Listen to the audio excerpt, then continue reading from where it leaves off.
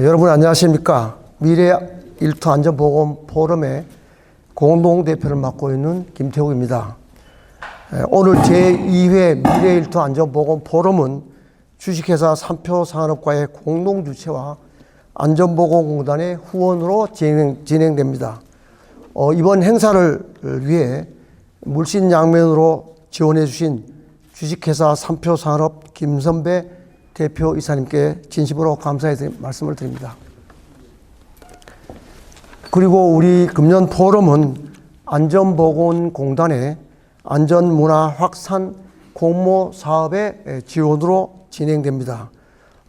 이번 이 사업을 지원해 주신 안전보건공단 안종주 이사님께도 감사 말씀드립니다. 또한 주제 발표를 해 주시는 주식회사 삼표산업의 이기두 환경안전본부장님, 또 KCC 실리콘 대죽공장 박주원 팀장님께 감사드리며 토론에 참여해서 좋은 의견을 주실 기전산업의 조영재 주인님, 한국산업기술협회 김영덕 기술이사님, 또 아주대학교 환경안전학과 이근원 교수님께도 감사의 말씀을 드립니다. 특히 오늘 큐레이터를 맡아 수고해 주시는 재단법인 피플 최수연 시스템안전센터님께 감사의 말씀과 좋은 포럼이 될 수 있도록 부탁도 드립니다. 여러분께서 잘 아시겠습니다만은 우리나라의 산업안전보건 수준은 선진국에 크게 선진 수준에 도달되지 못하고 있는 실정입니다. 더욱이 정부와 또 사업장에서도 갖은 노력을 함에도 불구하고 산업재해로 인한 사망사고는 크게 감소되지 않고 답보 상태에 있다고 보고되어 있습니다. 따라서 산업안전보건의 새로운 방향을 모색하기 위하여 저희 포럼은 2019년에 설립했으며 그동안 4년 동안 이영순, 송영중 전임 공동님께서 탁월한 식견과 지도로 안전보건의 새로운 솔루션을 위해 노력해 왔습니다. 특히 2022년도에는 제22회 위험성 평가의 실태와 개선 방안이라는 포럼을 개최하여 오늘날 산업안전보건 문제는 획일적인 규제에서 벗어나 사업장 스스로가 유해 위험을 찾아내어 이를 감소시키기 위한 노력이 필요하다는 공감대를 형성한 바 있습니다. 또한 정부에서는 2022년부터 중대재해처벌법을 시행하고 있으나 그 효과가 기대에 미치지 못하자 작년에는 위험성 평가 기반의 자기규율 예방체계 확립이라는 로드맵을 발표하였으며 이를 현재 시행 중에 있습니다. 이와 같은 정부의 정책에 발맞춰 우리 포럼에서는 금년에 위험성 평가라는 키워드를 가지고 중대재해 감축을 위한 디지털 기반의 규모별 자기규율 산재 예방 체계 확립 방안을 주제로 가지고 6번의 포럼과 세미나를 진행할 계획입니다. 오늘 포럼은 금년도 첫 번째 주제로 위험성 평가 기반의 규모별 자율 안전 보건 체계 구축 방안에 대해서 논의하고자 합니다. 현재 산업법 제36조에 의하면 사업장 위험성 평가가 규정되어 있음에도 불구하고 이를 잘 준수하지 못하고 있을 뿐만 아니라 안전보건 체계도 법적 요구사항 위주로 되어 있습니다. 따라서 정부에서도 지금 위험성 평가 기반의 자기규율 예방 체계로 전환하고자 노력하고 있습니다. 또 따라서 오늘 우리 포럼에서는 사업장의 안전 분야 전문가와 또 학교, 대학 여러 분야의 전문가를 모시고 현재 실시하고 있는 위험성 평가의 실태점의 문제점을 살펴보고 사업장 규모별 개선 방안을 도출하여 사업장 특성에 맞는 자율보건체계 구축 방안을 모색하고자 합니다. 심도 있는 발표와 토론을 통해 사업장 스스로가 사업장 특성에 맞는 위험성 평가 제도의 정착과 더불어 자기규율 예방체계 구축 방안이 실시되었으면 하며 이를 통해 우리나라 중대재해 감축에 기여할 수 있는 계기가 마련되었으면 합니다. 끝으로 미래일터 안전보건 포럼이 설립되어 오늘에 있기까지 아낌없는 성원과 지도를 해주시고 계시는 이영순 이사님과 송영중 명예대표님, 그리고 정유석 재단법인 피플 설립자님과 저와 함께 공동대표를 맡고 계시는 임영석 대표님께도 감사의 말씀을 드립니다. 그리고 이 포럼의 주제 선정에서부터 전반적인 운영 사항을 검토하고 협의해 주신 운영위원 여러분과 자문위원 여러분, 그리고 이근한 사무총장님과 재단법인 피플 임직원 모두에게 진심으로 감사의 말씀을 전합니다. 또한 오늘 포럼의 공동 주최 기관인 주식회사 3표 산업의 무한 발전을 기대하며 포럼 장소를 제공해 주신 안전보건공단 서울 남부지사 박진호 지사장님, 또 이 자리에 함께해 주신 여러분과 시청자 여러분께 심심한 감사의 말씀을 전합니다. 감사합니다.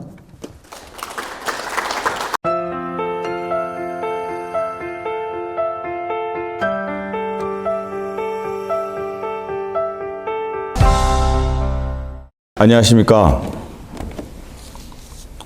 주식회사 3표산업 대표이사 김선배입니다.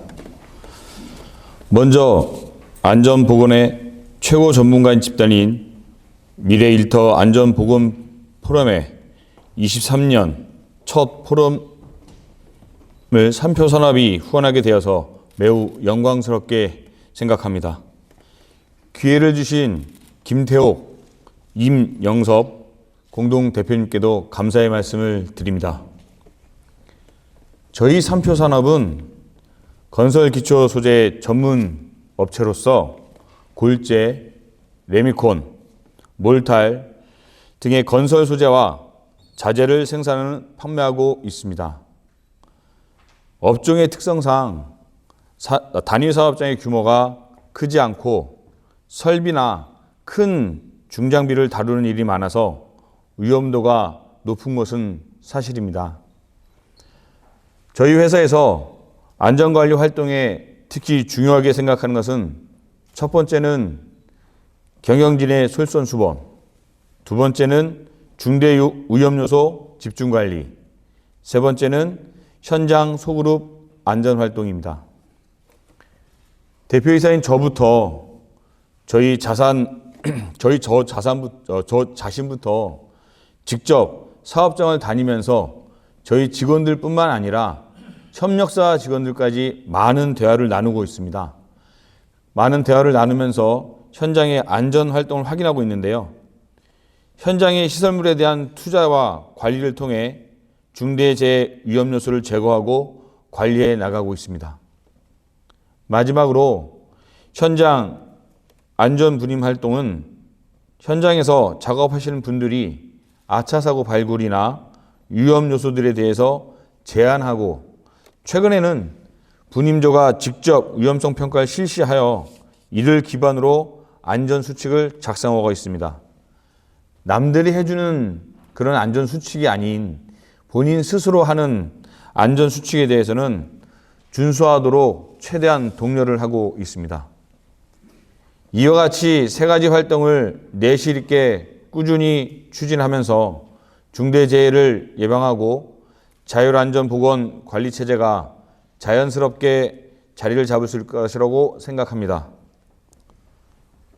자율안전보건관리체제 구축은 일조일석에 이루어지지 않는 것이라는 것은 잘 알고 있습니다. 길고 험난한 여정이지만 지금부터라도 서두르지 않으면 두 번 다시는 기회가 없다고 절실한 마음으로 3표산업의 안전활동을 중단 없이 꾸준히 열심히 추진해 나가도록 하겠습니다. 두 분 대표님께서는 오늘 이런 의미 있는 자리를 마련해 주시는 것에 대해서 다시 한번 감사의 말씀을 드립니다. 앞으로 미래일터 안전보건 포럼에 더욱 번창하기를 기원하겠습니다. 감사합니다.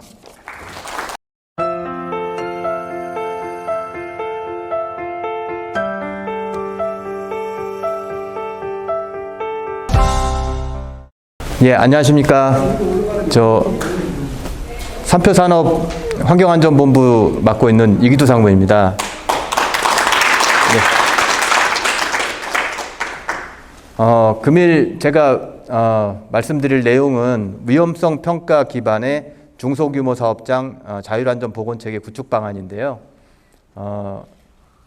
저희 삼표 산업에서 어떻게 그 안전활동을 진행을 하고 있는지 그 내용에 대해서 말씀드리도록 하겠습니다. 회사 개요와 위험 포인트에 대해서 좀 말씀드리겠습니다. 저희 삼표 그룹은 건설 소재나 건설 자재, 뭐 철도 뭐 이런 것들을 사업을 영위를 하고 있습니다. 그래서 한 매출액 한 3조 정도 하고 있고요. 직원 한 3,000명 정도 하고 있는데 그 중에서 삼표 산업은 골재, 그다음에 레미콘, 몰탈 이런 것들을 생산을 하고 있습니다. 전체적으로 삼표 산업이 23개 전국에 23개 사업장이 있는데 수도권에 좀 많이 분포가 되어 있고 충청권, 그다음에 경상도권, 전라도, 광주에도 이제 위치를 하고 있습니다. 간략하게 저희 프로세스를 좀 보면 지금 보시는 것이 이제 레미콘 사업장의 개요도입니다. 그래서 레미콘 흔히 보시는 치멘트라든가 자갈이라든가 모래라든가 이런 혼화재 같은 걸 섞어서 레미콘 믹서 트럭에 이제 레디 믹스된 그런 콘크리트를 싣고 가서 이제 타설을 바로 할 수 있는 그런 사업이 이제 레미콘 사업인데, 이제 이런 차량들을 많이 사용을 하기 때문에 산해 교통사고 위험이라든가 이런 설비에서의 끼임 사고 이런 위험성들이 좀 있습니다. 그다음에 이제 골재 사업 부문 같은 경우에는 이렇게 석산인데요. 이 석산에서 이제 채석을 해서 발파를 해서 채석을 해서 사용을 하기 때문에 낙석 위험이라든가 중장비 사용을 하면서 전락 위험이라든가 이런 것들이 이제 위험성이 있습니다. 마지막으로 몰탈 사업부는 이제 몰탈이라고 그래서 몰타르라고 그래서 이제 건조된 상태의 모래하고 시멘트 이런 것들이 이제 섞여 있어서 물만 부으면 간단하게 건설 현장에서 사용할 수 있는 몰타를 생산하는 그런 프로세스입니다. 그래서 몰탈 사업부에서는 이런 지게차라든가 이런 것들을 많이 사용을 하기 때문에 이런 중장비에 의한 위험성들이 조금 있습니다. 저희 삼표 산업에서 하고 있는 안전 수준 향상 노력에 대해서 좀 말씀을 드리도록 하겠습니다. 저희가 작년에 그런 큰 사고 이후에 안전 전략을 좀 수립을 했습니다. 고민을 많이 해가지고 어떻게 하면 우리가 과거와는 완전히 다른 차원이 다른 안전 수준을 향상시킬 수 있을 것인가. 전략을 세웠는데 그 중에 이제 세 가지가 가장 중요하다고 저희가 판단을 했습니다. 첫 번째가 부문장의 솔선수범. 그러니까 결국 리더십의 지원이 있어야만 추진 동력을 얻을 수가 있다. 두 번째는 고위험 관리에 좀 집중을 하자. 중대재해 예방을 하는데 좀 집중을 해서 해야 되고, 세 번째는 안전 분임주 활동이라고 해서 현장 작업자들의 안전 참여 활동이 있어야 되겠다. 그래야만 근원적인 안전 수준이 향상이 될 수가 있겠다라고 생각을 했습니다. 하나씩 좀 말씀을 드리겠습니다. 간단한 저희 조직도가 되겠는데요. 사업 부문장 대표이사가 계시고 그 밑에 이런 중부지역, 서부지역, 남부지역으로 나눠서 공장들이 있고요. 그다음에 이제 공장에 이제 근로자하고 이제 협력사 직원들이 이렇게 근무를 하고 있고요. 이런 라인 조직이 있고, 그 옆에 이제 스텝 조직으로 CSO가 있고, CSO 밑에 이제 레미콘 안전팀, EHS 지원팀 이런 조직들이 있습니다. 근데 이 조직 중에서 가장 중요한 역할을 하는 것은 결국은 안전활동을 해야 되는 것은 이 라인이고, 이 라인이 안전활동을 하는 데 있어서 동력을 가장 크게 발휘될 수 있는 건 누구의 말이냐면은 결국은 대표이사의 의지입니다. 부문장의 의지가 되겠습니다. 그래서 이 부문장님들이 저희는 이제 직접 좀 솔선수범해서 안전활동을 좀 많이 하고 있습니다. 그래서 안전활동 모니터링 동료, 그다음에 안전 목표 달성 현황 체크하는 거, 그다음에 저희는 VFL이라고 해서 비저블 펠트 리더십이죠. 사업장에 직접 가서 현장 직원들과 대화하는 거, 이런 것들을 많이 하고 있고요. 그다음에 모든 그 안전 활동들은 이 라인에서 다 하고 이 그 안전 조직에서는 지도 조언, 그 지원 활동을 좀 하고 있습니다. 두 번째, 고위험 그 관리에 좀 집중하고 있습니다. 그래서 그 모든 그 회사에서 발생했던 모든 사고들에 대해서 다 조사를 했고요. 다 분석을 했고, 두 번째는 협력사 직원을 포함한 모든 직원들한테 저희가 그 위험 요소 서베이를 좀 해봤습니다. 그래서 본인이 현장에서 죽을 수 있는 위험 요소가 어떤 게 있느냐, 그걸 좀 써서 좀 그 달라. 그래서 이거를 다 서베이를 해보니까 위험 요소들이 이제 분류가 좀 되기 시작했고, 그거를 좀 탑3, 그 탑3나 탑4 정도로 이제 분류를 했습니다. 각 사업 부문마다 그 이제 좀 압축을 했습니다. 그래서 그런 위험 요소에 우선 집중을 해서 그거부터 제거를 해 나가자 해서 중대 위험 요소에 좀 집중을 했고요. 세 번째로는 이제 안전 분임조 활동, 그래가지고 현장 작업자들이 직접 안전 활동에 참여를 해야 된다. 밑에 그 여러 선배님들 너무나 잘 아시는 이제 브래들리 커브입니다. 그래서 안전 문화 수준이 이렇게 단계적으로 발전을 해 나가기 위해서는 현장 작업자들이 독립적이거나 상호 보완적인 이런 수준에 도달하기 위해서는 현장 작업자들이 직접 안전 활동에 참여를 하고 그분들의 수준이 올라가야만 결국은 회사의 수준이, 안전 수준이 올라갈 수밖에 없다라는 판단하에 현장 작업자들이 직접 안전 활동에 참여할 수 있는 그런 활동들을 많이 그 개발을 했습니다. 그 다음에 이제 환경안전위원회 활동이라고 그래서 이 환경안전위원회는 이제 주관하고 이제 그 분기별 활동이 있는데, 이거는 이제 그 리더분들, 대표이사분들하고 이제 안전 CSO 이런 분들이 모여서 일주일에 한 번씩 그 사고 사례라든가 아니면 안전 교육이라든가 이런 것들을 많이 좀 진행을 했습니다. 그래서 기본적으로 안전 트렌드라든가 안전 기법이라든가 이런 것들도 같이 교육을 했고요. 그 다음에 분기의 1회씩은 이제 전 임원들이 참석하는 그런 그 세미나식으로 해서 이걸 진행을 해서 모든 임원들이 같이 참여해서 한 3-4시간 동안 안전에 관해서 교육도 받고 토론도 하고 하는 활동을 하였습니다. 그 다음에 이제 그 안전 전략을 수립하기 위해서 이제 외부 컨설팅을 좀 많이 받았고요. 그래서 이제 저희가 수립한 안전 전략이나 이런 것들이 그 올바른 방향인지에 대해서 이제 외부 그 위원님들께 이제 자문을 좀 받았습니다. 그다음에 그 안전 성과 지표, 그 KPI를 좀 이제 적극적으로 운영을 하기 시작했는데, 사업 부문장 그 대표이사님들의 KPI도 있지만 이제 공장장님들, 각 공장의 공장장님들도 이제 안전에 관해서 KPI를 적극적으로 수립을 해서 안전 활동에 관해서 적극적으로 한 성과들이 이제 평가받을 수 있게 이렇게 하였습니다. 그 중대 위험 요소들에 대해서 이제 사고 예방 대책을 많이 했는데요.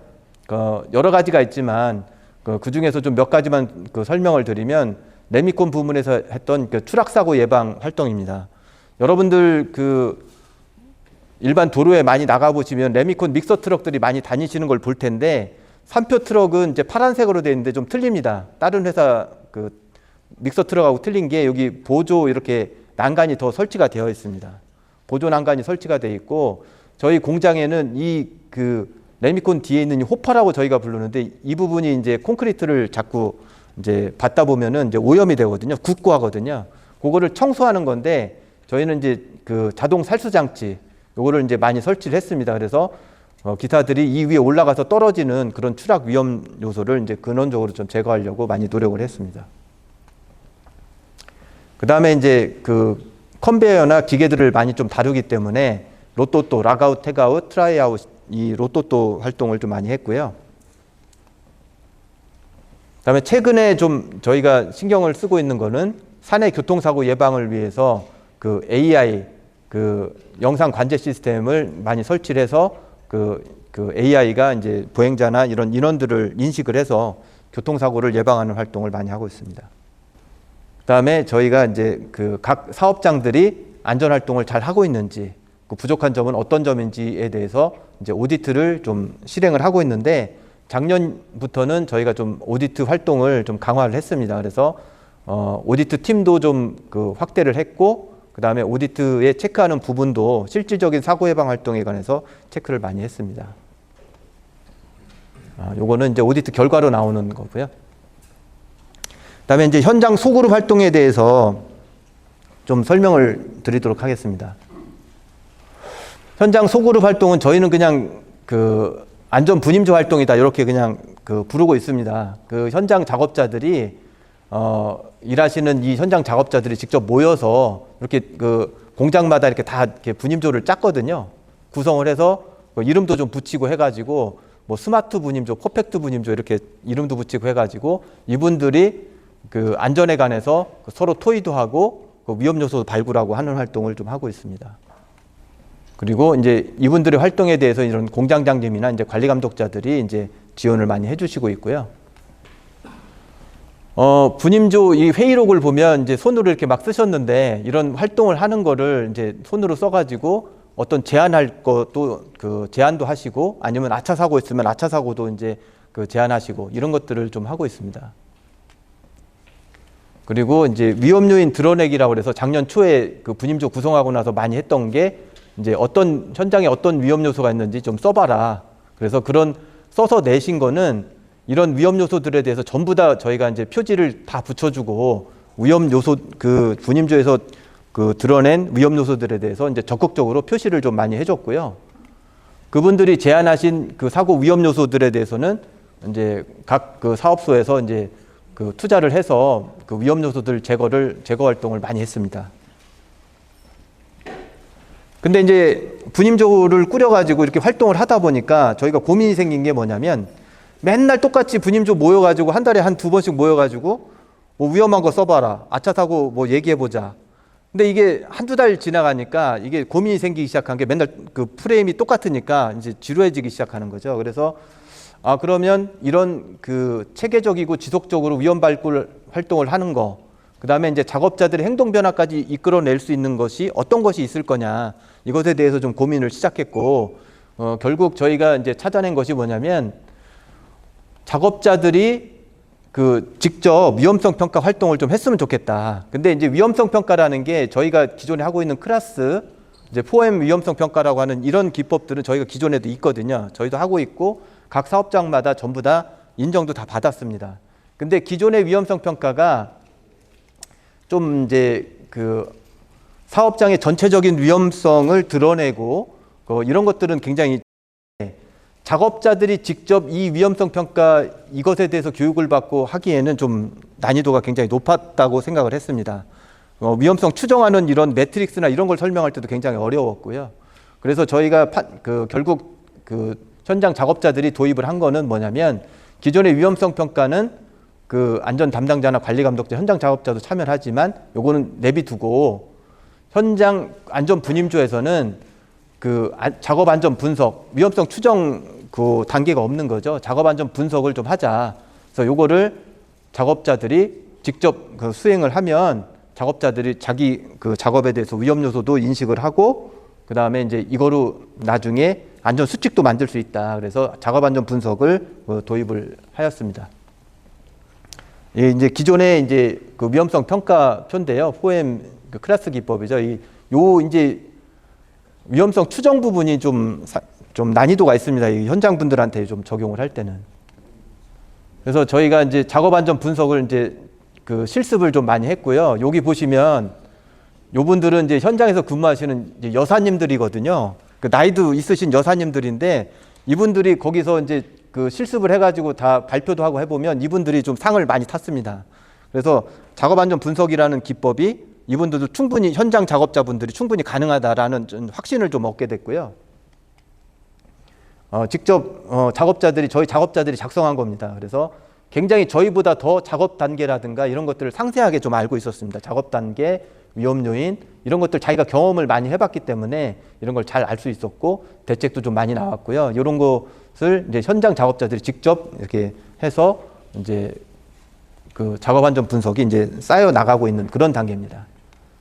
그래서 현장 작업자들이 저렇게 만든 JSA 작업 안전 분석을 가지고 저거를 문서화만 하면은 현장에서 직접 보기는 어렵거든요. 그래서 내 작업장 안전 수칙이라는 간단하게 요점들을 발굴해서 이제 뽑아내서 이제 이 안전 수칙을 만들어서 현장에 게시를 해줌으로써 현장 작업자들이 직접 발굴해낸 위험 요소들에 대해서 안전 수칙으로 만들어서 현장에 게시해주고 우리 다른 그 사람들은 가면은 그 안전 수칙이 잘 지켜지고 있는지 이런 것들을 좀 모니터링을 하고 독려를 하고 있는 상태입니다.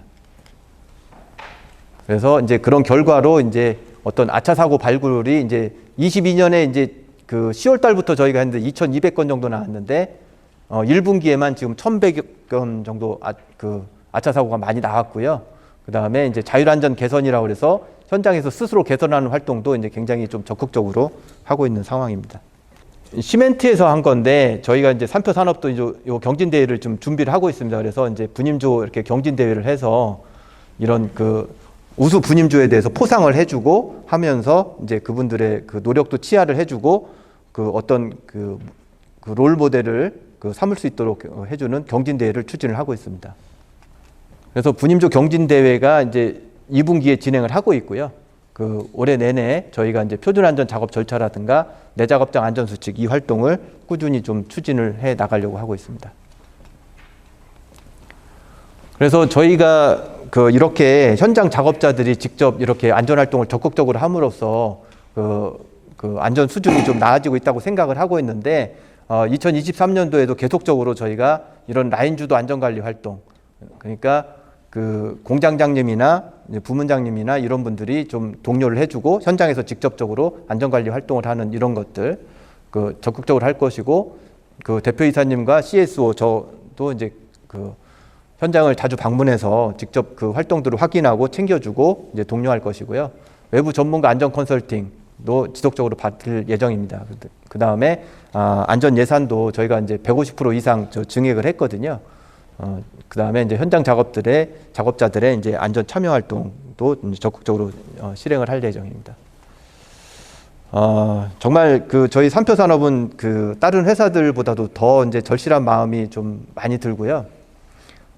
저희가 진실된 마음으로 그 현장 작업자들하고 계속 소통하면서 꾸준히 이런 활동을 추진해 나간다면 좋은 결과가 있을 거라고 생각이 되고, 그 중간중간에 저희가 혹시라도 잘못된 길을 갈 수도 있기 때문에 많은 그 선배님들의 이제 조언을 구하면서 좀 진행을 해 나가도록 하겠습니다. 예, 이상 발표를 마치겠습니다.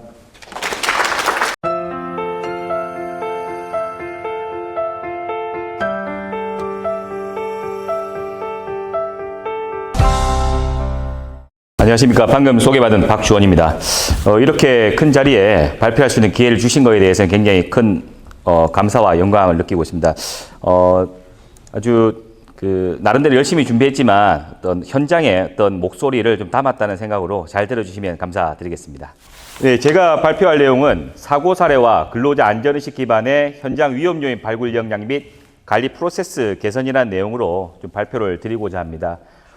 지금 저도 이제 산업계에서 이제 오래 근무하다 보니까 항상 저희가 고뇌하는 부분은 왜 사고가 반복될까? 사고를 예방하기 위해서 다양한 활동을 수행함에 있어서도 항상 발생된 사고를 분석해 보면 우리가 놓쳤던 일부 한 부분에서 또 사고가 발생되는 것을 보고 많은 고민을 했고, 그러한 고민에 대해서 어떤 나름 정리를 해본 사항을 오늘 발표 드리도록 하겠습니다. 저는 앞서 말씀드린 것 같이 국내 대기업과 외국계 회사에서 안전 환경 쪽 업무를 쭉 해왔고요. 화학과 안전 관련 학위를 하였습니다. 그리고 사진 보시는 바와 같이 저는 이제 3월, 4월, 5월 그리고 9월, 10월, 11월에서 캠핑을 다니고 있고요. 지금 한창 캠핑 시즌을 열심히 즐기고 있는 상황입니다. 발표 목차는 대산 석유화학 단지에 대한 소개를 좀 드리고요. 그리고 사고 이력, 그리고 화학산업 내 사고 사례와 또 위험 요인 발굴 역량 및 관리 프로세스에 대한 개선 활동이 어떻게 진행되었고 어떻게 운영을 할 계획인지에 대해서 공유를 드리도록 하겠습니다. 제가 근무하고 있는 대산 석유화학 단지입니다. 대산은 서울에서 대략 한 120km 정도 떨어져 있고요. 실제 서울에서 아마 출발하시면 2시간 정도에 도착할 수 있는 수도권에서 나름 이제 근접지에 있는 산업단지에 속하고요. 사진 보시는 바와 같이 대략적으로 9개의 주요 경치가 구성되어 있습니다. 저도 이제 대산에 산 지는 한 4년 정도 됐는데 아직 한 3군데 정도밖에 못 가본 것 같습니다. 하지만 그 3군데를 방문할 때마다 만족감이 큰 걸 보면 아마 구경을 다 돌아보시는 것도 하나의 좋은 여행거리가 되지 않을까라는 생각에서 자료를 담아 보았습니다. 대산 석유화학 단지는 대략 한 400만 평 정도로 구성이 되어 있고 하나토탈, 롯데케미칼, LG화, 그리고 현대오일뱅크, KCC가 주요사로 활동을 하고 있습니다. 제가 근무하는 KCC는 잘 아시겠지만 페인트나 건축 자재 쪽으로 많이 생산을 하고 있는 기업인데 최근에 산업 개편을 보면은 실리콘 회사라고 해도 무방할 정도로 KCC 매출의 실리콘 차지하는 비율이 한 60% 정도를 차지하고 있습니다. 현재 KCC 내의 실리콘 분야 글로벌 매출이 약 4조 정도를 차지하고 있고 KCC 매출이 약 7조 정도를 차지하고 있습니다. 대산 석유화학단지는 19년부터 약 20년 동안에 다양한 사고가 발생이 되었었습니다. 그 사고가 발생되고 사고를 예방하기 위한 활동에 그 중심에 제가 있었기 때문에 해당 사고에 대한 원인과 어떤 재발방지 대책에 대한 수립에 많은 역할을 했었지만 사고를 볼 때마다 느끼는 것은 왜 그때 조금 더 챙기지 못했을까?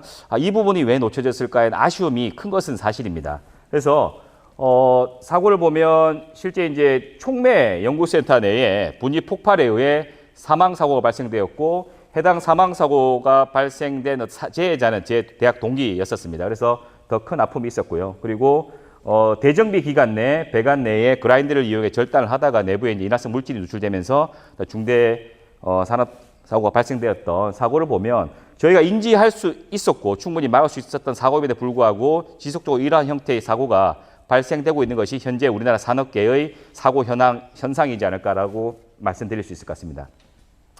대산산업단지는 이러한 사고가 지속적으로 발생되었던 상황을 개선하기 위해서 많은 노력을 실시했었고 그러한 노력을 어떤 전문 기관의 도움을 받고자 21년도에 1년 동안 안전학회를 통해서 안전진단을 실시했었습니다. 크게 세 가지 진단 분야를 실시했는데 첫 번째가 노동환경 그리고 안전문화에 대한 지역사회에 대한 판단 그리고 안전보건 경영, 사고 원인 심층 분석, 설비관리에 대한 진단 그리고 중대산업사고 예방 능력에 대한 진단을 통해서 우리 대산산업단지 내에 어떠한 사고가 발생되고 그러한 사고의 원인이 과연 이러한 항목 중에 어떤 부분이 개선 필요사항으로 나올 수 있는지에 대한 연구를 1년간 실시했었고 그때 나온 연구 결과를 보면 노동환경과 안전경영 시스템 그리고 중대산업사고 예방 능력 항목을 봤을 때 안전문화와 지역사회 그리고 안전경영 부분에서는 개선이 필요하다라는 그런 결과가 도출되었습니다. 결국 안전보건관리 시스템 중심의 안전보건 경영 체계가 구축되어야지만이 이러한 부분이 향상될 수 있고 이러한 부분의 향상을 통해서 결국 사고 저감을 달성할 수 있다는 그런 진단 결과가 나왔었습니다. 보시는 바와 같이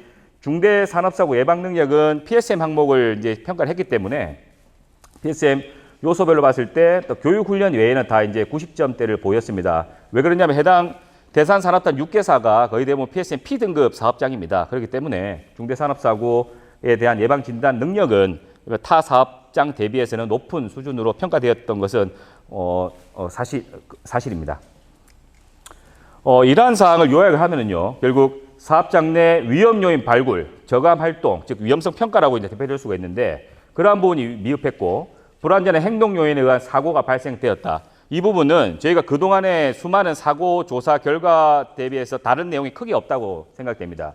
그렇기 때문에 근로자 교육 및 안전문화 활동을 과거 대비 강화를 했음에도 불구하고 앞서 보여드린 진단 결과에서처럼 안전문화 및 교육이 부족하다라는 그런 문제점이 도출된 것은 우리가 현재 하고 있는 행위 자체의 효율성에 대해서 한번 뒤돌아보고 그것이 제대로 운영될 수 있게끔 더 고민하는 것이 또 무엇을 새로운 걸 더 하기보다는 왜 그것이 안 될까를 고민하는 것이 선행이 되어야 된다고 저는 생각을 했었습니다. 그래서 그렇게 고민하는 찰나에 이제 21년 9월 16일에 고용노동부 주관으로 석유화학 CEO 간담회를 개최했던 자료를 제가 봤는데요. 그때 화학산업 내 화재, 폭발, 누출 사고 외에 끼임, 추락, 충돌 등 재래형 사망 사고가 지속 발생되었고 16년 이후 약 5년간 147건이 해당 원인에 의해서 사망 사고가 발생되었다는 내용을 보았고 그런 것을 예방하기 위해서는 안전보건관리 시스템과 안전문화 구축이 중요하다. 그리고 원하청 간 위험 정보 공유 및 위험성 평가가 필요하다라는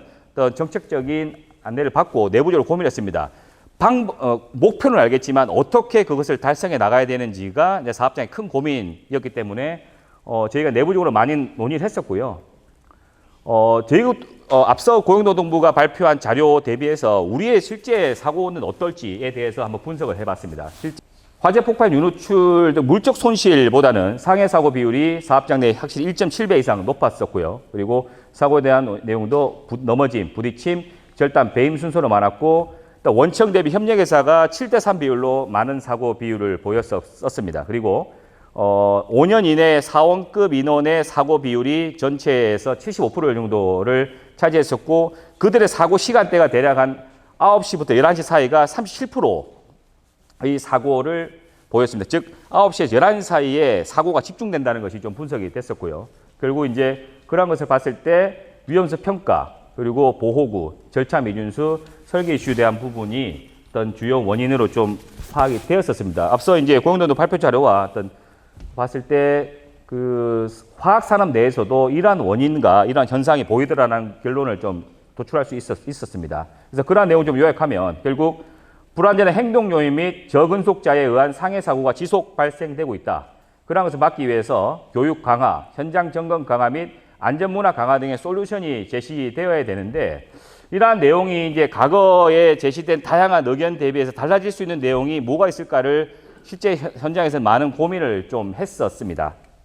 그래서 현장 사람들이 스스로 자발적으로 말할 수 있고 말할 수 있는 무대를 만들어 보자라고 좀 저희가 고민을 했었습니다. 그래서 현업 실무자 그리고 현장에 있는 주임 반장급 협력회사 관리자 대상으로 그들의 현장의 문제점을 스스로 말할 수 있는 자리를 공식적으로 만들어주고 그 자리를 안전팀에서 주기적으로 관리하고 응원해주는 그러한 체계를 좀 만들어 보았습니다. 그러한 활동을 통해서 의견을 들어보니 실제 현업 실무자들은 신규 복귀를 잘 모르겠고 그러한 복귀를 어떻게 해야 되는지 잘 모르겠다는 의견이 가장 많았습니다. 결국 안전팀 주관의 법적 활동 및 안전 고도화 업무에 대해서 사전 논의가 부족하다 보니 현업과의 명확한 커뮤니케이션이 안 돼서 아무리 활동을 하더라도 현장에서는 이러한 문제가 좀 보였었고요. 그리고 현장 분들의 의견을 들어보면 실질적인 현장 위험 요소 관리가 미흡하다. 현장 내 업무 수행 중 발생되는 안전 조치 필요사항에 대해서 안전팀이나 기타 공장 내의 지원이 좀 부족하다. 그리고 협력회사는 올바른 위험 저감 대책이 미실시되고 있는데 그러한 위험 저감 대책을 올바르게 수행하기 위해서 전문가적 검토가 좀 부족하다라는 의견을 주었습니다. 이러한 그 무대를 만들어주는 다양한 의견이 나왔었고요. 그러한 무대는 그 현업 실무자는 주 2회, 2주에 1회 실시하고 현장 분들 대상으로는 4주에 1회, 그리고 협력회사 관리자는 4주에 1회에서 협력회사 법적 협의체와 같이 운영을 해 나가고 있습니다. 결국 앞서 나온 내용을 좀 요약하면요. 현장에서는 안전 관련 사항을 잘 모릅니다. 아무리 교육을 하더라도 그들한테는 관심을 크게 가지지 못하는 것을 알았습니다. 물론 이제 회사가 오래된 회사라고 하더라도 그러한 사항이 보인다는 것은 상당히 좀 아이러니했었습니다. 그리고 현업의 안전 업무가 녹여져 있지 않다 보니까는 일단 관심 자체가 좀 낮았었습니다. 그리고 현업에 비해 안전관리 활동이 후순위로 좀 밀리는 게 보였고, 즉 해야 되는 건 알고 있는데 할 여력이 없다라는 그런 의견을 좀 제시하고 있었고, 안전환경팀과 관공서에 지적하는 사항이 정말 큰 위험을 내포하고 있지 않다고 생각하지 않는다는 의견을 두고 조금 많이 좀 생각을 하게 되었습니다. 즉 현장 위험은 본인들이 가장 잘 알고 있지만 개선하기 어렵고 쉽게 이걸 했다가는 본인이 또 힘들어지니 말을 안 하고 있는 그러한 것이 현장 사람들의 의견이 말고 그들의 의견을 최대한 발굴해 주기 위해서 우리가 어떠한 노력을 해야 될지에 대한 고민을 추가하게 되었었습니다. 그래서 현장에서 자발적으로 안전을 챙기고 움직이도록 하는 방안의 수립이 필요했고요. 그리고 그러한 방안을 수립하기 위해서는 결국 현장의 문제점과 보완 필요사항을 명확히 알려줘야 한다는 어떤 숙제를 이제 만들었습니다. 그래서 저희가 이제 위험 요인 발굴 역량 및 관리 프로세스 개선 활동에 대해서 계획을 좀 잡았었고요.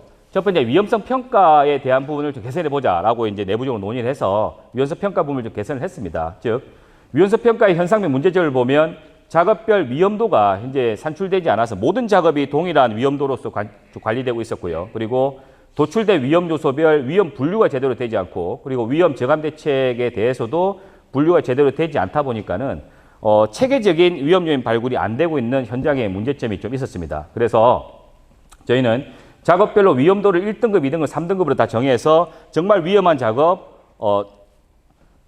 구분해 냈고요. 그리고 위험성 평가에 대한 시스템적 체계를 좀 개선하기 위해서 분류에 대한 코드를 좀 적용을 했습니다. 마찬가지로 위험 저감 대책에 대한 코드도 좀 적용을 했는데 이 부분은 다음 장에 좀 말씀을 좀 드리겠습니다. 작업별 위험도를 반영함으로써 해당 작업의 내용이 있고 그 작업에 대한 어떤 구분을 만들고 작업 목적 그리고 작업 주기, 해당 작업이 밀폐 공간인지 유해학 물질 또는 위험물 노출 가능성이 있는 작업인지 중량물 취급인지 사고 이력이 있는지 그리고 작업 공간이 협소한지 아니면 충분한지에 대한 부분을 종합적으로 판단해서 해당 작업은 1등급 작업, 2등급 작업, 3등급 작업으로 좀 구분을 해서 해당 작업에 대한 위험도를 명확하게 좀 구분을 좀 했습니다. 그리고 그렇게 위험 작업이 등급이 분류가 되면 저희가 작업위원서 평가를 통해서 위험 요인을 도출하는데요. 해당 작업 순서별로 확인될 수 있는 작업 위험 요인을 다 항목을 다 적고 그 해당 항목별로 어떠한 위험에 해당되는지를 다 분류를 해봤습니다. 그리고 그렇게 분류를 해보고 나서 저희가 통계치를 해보니까는 실제 현장 사람들이 발굴한 위험 요인의 거의 대부분이 기계적 위험 요인 또는 화학물질적 위험 요인에 국한되어 있는 것으로 좀 확인이 됐었습니다. 즉, 이 사람들이 많은 위험 요인을 발굴한다고 하는데 실질적으로 우리가 봐야 될 폭넓은 어떤 위험에 대한 요인들을 구체적으로 발굴하지 못하고 있는 것이 현장의 현실이었던 것이 좀 확인되었습니다. 그래서 저희가 이러한 통계 처리 결과를 가지고 현장과 소통을 좀 했습니다. 본인들이 위험성 평가 해놓은 결과를 보면 거의 대부분 기계적 위험 요인과 또 화학물질에 대한 위험 요인 이외에 작업 특성에 대한 요인 그리고 보건적 요인이 또 빠져 있다. 이 부분에 대해서 어떻게 생각하냐라고 얘기를 하니 현장에서는 그 부분이 빠진 걸 미처 인지하지 못했다라는 답변을 드렸습니다. 그래서 저희가 이러한 위험성 평가에 나온 통계 결과를 통해서 그러면 현재까지 진행된 위험성 평가 결과상 도출된 이러한 위험 요인이 있으니 다음번에 할 때는 현재 발굴하지 못한 위험 요인을 추가로 발굴하는 활동을 한번 진행해 봅시다라고 해서 현재 계속 업데이트를 해 나가고 있는 사항입니다. 그리고 저감 대책에 대한 분류 또한 저희가 실질적으로 저감 대책에 대해서도 보호구라든지 관리적, 기술적 제거 대책 등등을 다양하게 적용을 해야 되지만 실제 그들의 위험성 평가를 해놓은 거 보면 거의 보호구 착용과 관리적 대책 위주로만 이렇게 운영이 되고 있는 것으로 좀 판단이 되었습니다. 그래서 이러한 통계적 데이터를 가지고 내년에는 이러한 기술적과 제거 대책 항목을 좀 올려나가는 활동을 해보자라고 그들에게 위험성 평가의 목표를 좀 제시해 두니 결과적으로 위험 요인의 부분에도 폭넓게 좀 발굴하고자 하는 그런 노력이 보였고요. 이러한 위험 저감 대책 또한 다양하게 위험을 관리하고자 하는 현장의 어떤 활동이 좀 보였었습니다. 그렇게 위험성 평가를 운영을 좀 해 나가면서 실질적으로 위험성 평가 위원회를 운영을 하고 있습니다. 하지만 위험성 평가 위원회가 실질적으로 현장에서 운영이 되고 있지만 그러한 운영에 과연 현장의 목소리가 제대로 반영되고 있는지에 대한 고민은 항상 많았었습니다. 어떻게 그들의 현장 목소리를 반영시킬까를 고민을 했다가 저희가 위험성 평가 위원회에서 나온 결과를 가지고 노동조합 또는 노동 현장의 의견을 다시 한번 청취하고 논의하는 위험성 평가 관리위원회를 또 다시 만들어서 안전팀 주관으로 현재 그러한 활동을 수행하고 있습니다. 위험성 평가 위원회에서 나온 그러한 다양한 위험 요인, 위험 저감 대책을 가지고 그러한 것이 과연 일정에 맞게 위험성 평가가 누락되지 않았는지 그리고 정말 그 위험 저감 대책이 일정에 맞게 개선되었는지를 노동조합이나 어떤 그 현장과에 다시 한번 논의하고 일정을 잡는 관리위원회를 만들어서 수행하다 보니까 전반적으로 위험성 평가까지 제대로 되고 그러한 현장 소통까지 좀 강화되는 모습을 좀 보였었습니다. 그래서 이러한 관리위원회를 저희가 금년 초부터 좀 운영을 해오고 있고 이러한 것이 과연 효과가 어느 정도인지에 대한 부분은 좀 더 시간이 지나서 저희가 평가가 가능할 것 같지만은 현재까지의 결과를 보면 현장과의 어떤 논의나 어떤 소통을 통해서 확실히 위험에 대한 어떤 그들의 어떤 목소리를 반영할 수 있었고 우리가 반드시 해야 될 위험 저감을 하기 위해서 그들에게 요구할 사항도 자연스럽게 요구를 할 수 있는 그런 자리가 만들어졌다는 긍정적인 효과는 나왔었습니다. 결국 이제 위험성 평가를 잘하기 위해서 위험 요인에 대한 어떤 코드화를 통하고 그러한 통계 처리 결과를 통해서 정말 현장에서 발굴하지 못했던 위험 요인이 무엇인지를 명확하게 보여줄 수 있었고요. 그리고 위험 저감 대책 또한 한쪽에 국한되어 있는 위험 저감 대책을 통계적으로 보여줌으로써 다양한 위험 저감 대책을 현장 스스로 고민할 수 있게끔 숙제를 던질 수 있는 어떤 시스템적인 체계를 좀 마련했다는 그런 긍정적인 효과가 있었고, 이러한 활동은 저희가 이제 일정 수준이 될 때까지는 안전관련 부서에서 좀 밀착 지원 및 관리를 할 예정으로 있고요. 이후에는 현업에 명확한 아레나를 부여함으로써 그러한 것이 현업에서 PDCA 사이클 따라서 명확하게 돌아갈 수 있게끔 저희가 코칭을 하는 그런 형태로 운영해 나갈 계획으로 있습니다. 작업 허가서 같은 부분은 저희가 이제 주요 사고 요인으로 많이 이제 얘기가 되고 있습니다. 실제 저희가 사고 난 이후에 작업 허가서를 보면 항상 빠져 있는 부분을 많이 발견할 수 있는데요. 실제 이제 저희가 이제 작업 허가서에 대한 부분을 제대로 발행하고 그리고 작업 허가 단계에서 명확한 위험 관리가 되게 하기 위해서는 결국 작업이 정해지고 해당 작업에 맞는 작업 절차가 나온 사항을 가지고 저희가 작업 전에 위험성 평가를 명확하게 하고 그 다음날 TBM을 통해서 그러한 부분이 현장에 명확하게 다시 한번 논의되는 자리가 구체적으로 만들어져야 된다는 생각을 하는데 실제 현장에는 그게 어렵습니다. 왜 그러냐면 그걸 관리해야 될 인원도 많이 없고 작업도 굉장히 많이 이루어지기 때문에 우리가 생각하는 이론적 테두리 내에서 돌리기가 굉장히 어려운 것이 발견되었고 그래서 저희는 이제 작업 전날에 JSA 실시하는 부분은 기존대로 저희 안전팀이나 현장 주관으로 최대한 하기 위해 유지를 하고요.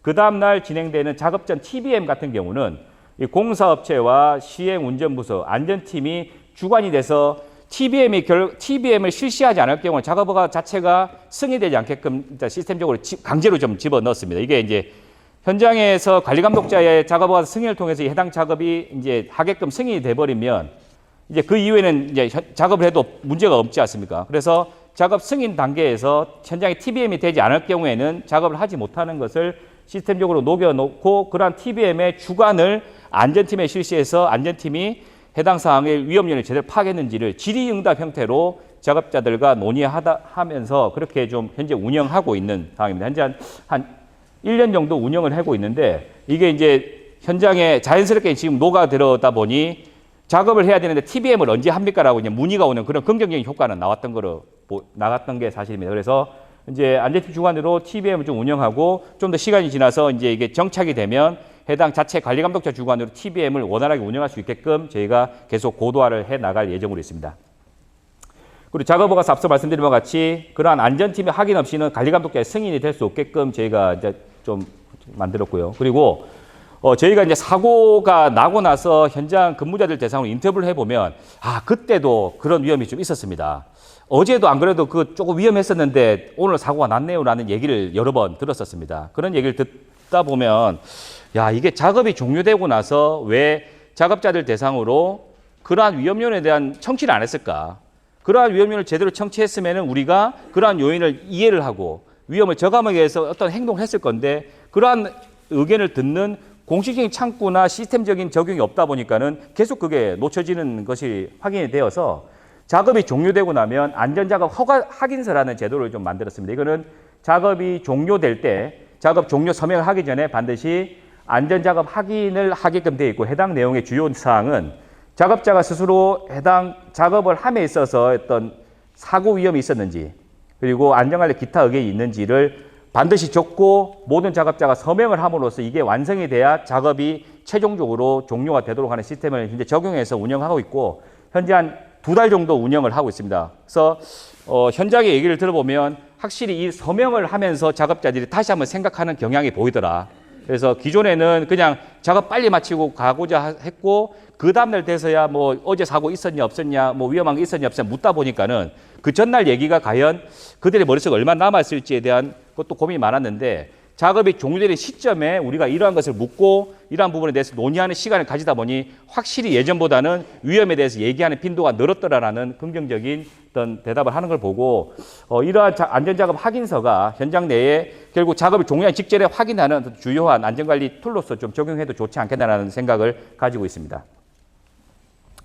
지금 저희는 이제 포장 부분에서 협력회사를 좀 운영을 하고 있고 협력회사 인원들이 대략 한 100명 단위로 좀 많은 조직을 운영하고 있습니다. 그러다 보니까는 실제 포장 공정 내에 안전모를 착용하지 않다거나 아니면 보안경을 착용하지 않는 좀 이슈가 많이 있었습니다. 그래서 현장 근무자들 대상으로 우리가 왜 보호구를 착용하지 않습니까? 보호구를 착용은 본인의 신체를 보호함과 동시에 안전 문화를 향상시키는 가장 중요한 활동입니다라고 얘기를 하니 항상 그들은 얘기를 하는 부분이 근골격계 이슈가 저한테는 더 큽니다.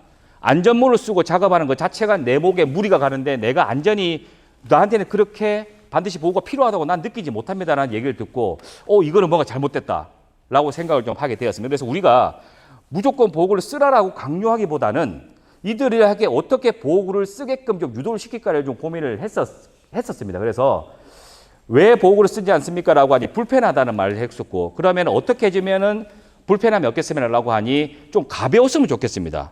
그리고 이게 좀 쓰고 벗기가 좀 편했으면 좋겠습니다. 라고 해서 제가 국내에 있는 보호구 업체를 다 뒤져가지고 인증받은 최경량 안전모드를 다 찾아보고 고글도 가장 편한, 우리는 아시안 피트 가장 편한 것을 다 찾아서 제가 품평회를 진행해 보았습니다. 그래서 협력회사 대상으로 품평회를 진행해 보니까는 그들 다 써보고는 이렇게 가볍고 편하게 있는지 몰랐습니다라는 얘기를 하는 걸 보고 이 부분이 그들 스스로 보호구를 선택해서 쓰게끔 만들어 주니까는 그래도 착용을 하는 경향을 보이는구나. 그래서 스스로 선택을 했기 때문에 우리가 왜 안 쓰냐고 얘기했을 때 그들 스스로 거부하거나 반대할 만한 논리가 없구나라는 것을 느끼고 제가 지속적인 보호구 품평회를 통해서 그들 스스로 보호구를 반드시 착용하고 해야 된다는 것을 계속 확인할 수 있고 개선해 나갈 수 있도록 좀 노력을 해 나가고 있습니다. 그리고 그러한 어떤 내부적인 안내와 그 가이드에도 불구하고 수칙을 위반하거나 아니면 수칙을 잘 지키거나 이런 부분들에 대해서는 저희가 마일리지를 부여해서 또 시상을 하는 언세이프티 마일리지 제도를 운영해서 안전 활동을 장려하고 불안전한 활동을 좀 계독하자 많은 노력을 좀 하고 있습니다. 앞서 제가 말씀드린 사항 중에 가장 중요한 것은 결국 이러한 활동 자체가 사람이 바뀔 때마다 유지관리 될 수 있도록 원화청이 지속적으로 노력해야 된다는 부분. 실제 저희가 오늘 기점으로 교육을 다 마쳤다고 하더라도 내일 새로 입사한 사람은 어제까지 교육은 정말 처음 듣는 사람이기 때문에 사람이 바뀔 때마다 이걸 어떻게 계속 관리해 나갈 건지에 대해서, 즉 관리자도 새로 오게 되면은 어떻게 해야 되는지, 그리고 현장 실무 담당자도 그리고 현장에 근무하는 작업자도 어떻게 해야 되는지의 부분을 지속적으로 고민을 해 나가고 있는 상황이고, 결국 사람 중심의 위험성 평가 체계를 강화하지 않으면은 이러한 부분의 악순환은 절대 끊어지지 않을 거라고 좀 생각을 했습니다. 그래서 안전 확보를 위해서는 안전 관련 기술 투자와 더불어 시스템의 강화 투자를 동일 수준으로 관리하지 않으면 앞서 말씀드린 바와 같이 수천억을 공장에다가 안전 확보를 위해서 투자하더라도 결국 사고는 발생된다라는 것이 제 예전의 경험을 통해서 좀 보였었습니다. 그래서 결국 시스템적 강화 투자를 안전 시설 투자와 버금가는 수준으로 좀 저희가 회사에서 좀 해야 되지 않냐. 시스템에 대한 투자를 얘기할 때 항상 IMS를 생각할 수 있지만, 하지만 현장에서 그러한 인증은 다 받았지만 그것이 제대로 운영되고 있는지는 아마 현장에서 근무하신 사람이 물어보면 다양한 대답이 나올 거라고 생각이 됩니다. 안전 선행지수에 대한 파악을 통해서 해당 조직에 맞는 안전 선행지수를 파악하고 그러한 선행지수가 원활하게 돌아갈 수 있게끔 내부의 안전 전문가가 지속적으로 현장을 소통하고 발굴하고 관리하는 그러한 체계가 되지 않으면은 결국 이러한 부분은 지속적으로 발생될 수 있다고 저는 생각이 됩니다. 그래서 현재 저희는 이러한 리딩 인디케이터에 대한 부분을 우리 특성에 맞게끔 지금 발굴하기 위해서 통계적인 데이터를 많이 만들고 있습니다. 그러한 것이 만들어지면 우리 공장 내에 과연 어떠한 리딩 인디케이터가 구멍이고 취약점인지를 파악하고 그것을 올리기 위해서 어떤 제도적인 아니면 어떤 그런 부분을 만들어 나가고자 많은 노력을 할 예정으로 있습니다. 실제 제가 앞서 보여드린 사항은 제가 이전에 근무하던 회사에서 실제 다 실행을 했던 사항입니다. 실제 그 회사가 대략 한 1,500명 정도 근무하고 있는 회사였었는데 실제 이제 현장 근무자가 684명이었습니다.